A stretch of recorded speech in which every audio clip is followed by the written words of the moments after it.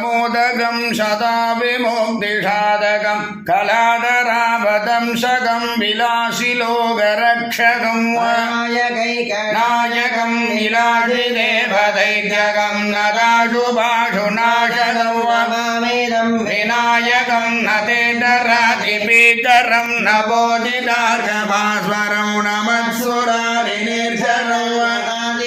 वदोत्तरं सुरेश्वरं निरीश्वरं गणेश्वरं गणेश्वरं महेश्वरं तमार्षदे परात्परं निरन्तरं समस्तलोकशङ्करं निरस्तनैर्यकुञ्जरं धरेधरोधरं धरं हरेमक्षरं कृपाकरं क्षमाकरं मुदाकरं यशस्करं मनस्करं नमस्कृतं नमस्करोमि पास्मरं महिञ्जनाभिमार्जनं शिरन्दमूर्तिमार्जनं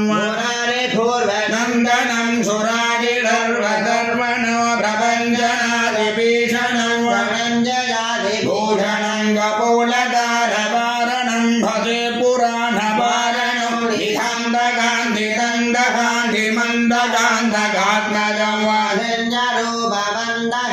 वन्धराय ग्रन्दनं वृथन्धरे निरन्तरं वसन्तमेव योगिनां ममेवदं विचिन्तयामि दन्दतो महागणे प्रपञ्चरत्रभागर नव्योन्मगो प्रजल्पदे प्रभाकरे